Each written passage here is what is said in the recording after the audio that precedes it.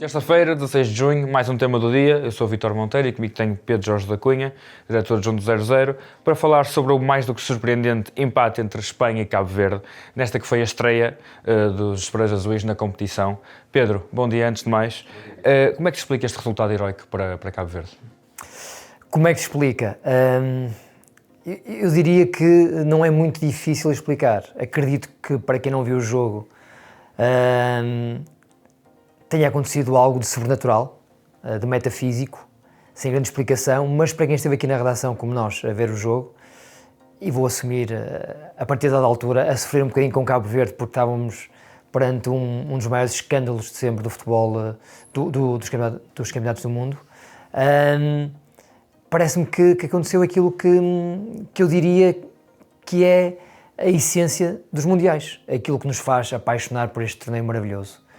Nós andamos muitas vezes à procura das sensações que tínhamos com 10, 12, 14 anos a ver jogos do Mundial, e tem muito a ver com este tipo de jogo, ou de jogos e de resultados. O pequeno a afirmar-se perante o grande, o David perante o Golias.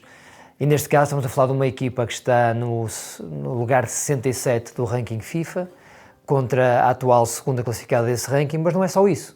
Estamos a falar provavelmente contra, diria, uma das 3 equipas mais competentes do futebol mundial, a nível de seleções, a Espanha, com um plano de jogo muito afirmativo, muito consolidado, com jogadores que se conhecem há muitos anos, com um treinador que os conhece também há muito tempo, e depois uma estreante, o pequeno Cabo Verde, um arquipélago com 500 mil habitantes, com uma grande ligação também à história portuguesa e à lusofonia, que consegue fazer isto.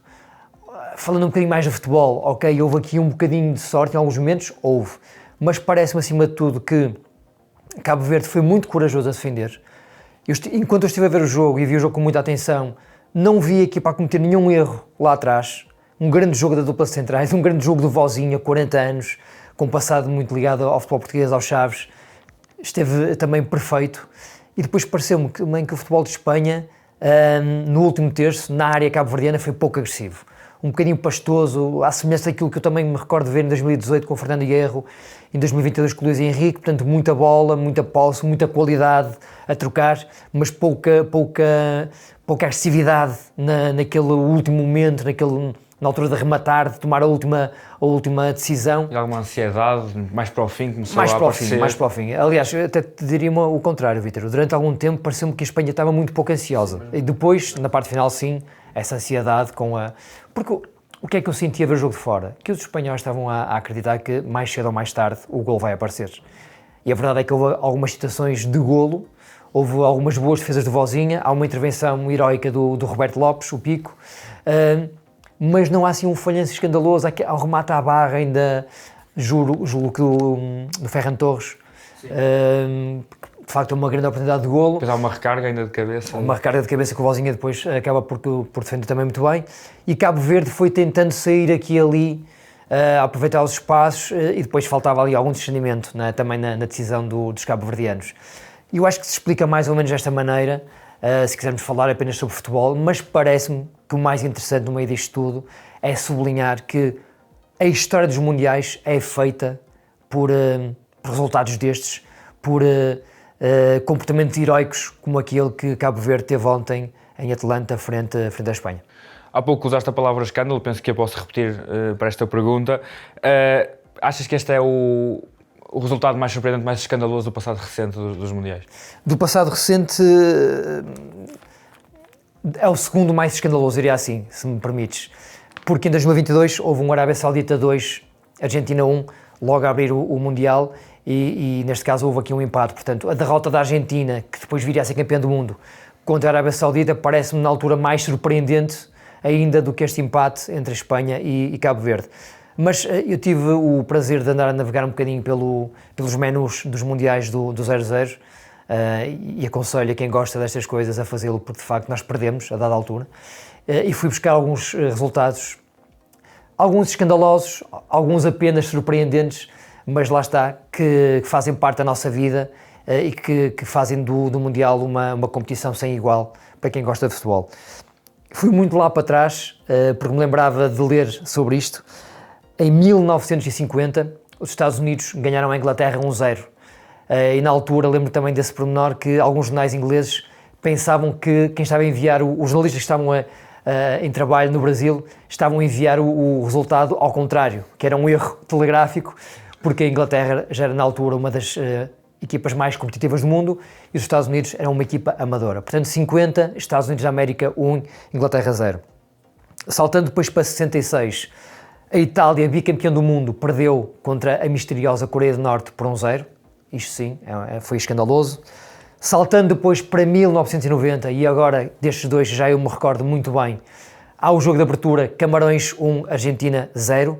Argentina campeã do mundo, perde contra os Camarões do eterno Roger Milá, mas o golo foi marcado pelo Omambique, um ponta de lança que na altura jogava no Laval, também em França. E depois, mais à frente, na mesma fase de grupos, também há um escandaloso Holanda 1, Egito 1. A Holanda campeã da Europa, na altura também, e o Egito a marcar de penalti, muito perto do fim, pelo Magdi Abdelghani, que é um jogador também com uma passagem muito forte pelo futebol português, pelo Beira-Mar, o faraó de Aveiro. Aliás, posso já antecipar que o 0-0 o entrevistou há poucos dias e a entrevista vai sair também daqui a algum tempo. Mais à frente, rapidamente, em 94, há um Bélgica 0, Arábia Saudita 1, um grande golo em slalom do Said Al-Ovairan. E depois, aqui menos escândalo, mas mais surpresa, só para recordar duas grandes seleções, um Roménia 3, Argentina 2, uma Roménia conduzida por Jorge Hagi, e um Bulgária 2, Alemanha 1, uma grande Bulgária com Balakov, Yardanov, Kostadinov, Lechkov, portanto uma grande seleção.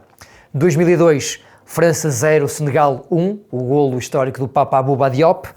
Em 2010, novamente a França pelos maus motivos, França 1, África do Sul 2, e um Itália 1, Nova Zelândia 1, também resultados escandalosos. Em 2014, Itália 0, Costa Rica 1, portanto a Itália já aqui em declínio. E em 2022, finalmente, para acabar esta lista, para não ser mais fastidioso, o tal Arábia Saudita 2, Argentina 1. Eu coloco Cabo Verde-Espanha, o 0-0, claramente nesta lista. E ainda sobre Cabo Verde, que jogadores que vimos ontem valem a pena continuar a seguir? Já falamos do Vozinha e eu recomendo a peça que o 00 escreveu ontem, Cromo do Dia, sobre a história de vida do Vozinha. Vale muito a pena ler, o artigo está muito bem conseguido.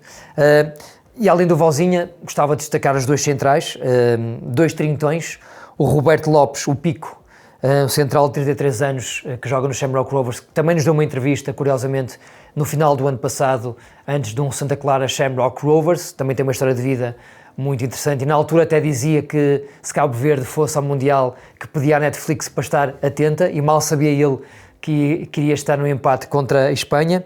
O outro central é o Diney Borges, que joga nos Emirados Árabes Unidos, no Al Bateya, e tem 31 anos, também é um central que fez um excelente jogo. Depois mais à frente o trinco, que é o Kevin Pina, que jogou também muitos anos em Portugal, está agora na Rússia, no Krasnodar. E finalmente também gostei muito do Jamiro, um médio no camisa número 10, que joga no Zwolle da Holanda e tem 32 anos, portanto uma equipa com uma média de idades muito elevada, não há aqui muitos jovens para recomendar a clubes portugueses, mas há jogadores com carreiras consolidadas e que estão no fundo agora a atingir o nirvana das suas carreiras ao representar Cabo Verde neste Mundial. E sim, em 1950, em Inglaterra achavam que foi um erro a derrota, em Espanha sabem perfeitamente que o empate não foi nenhum erro.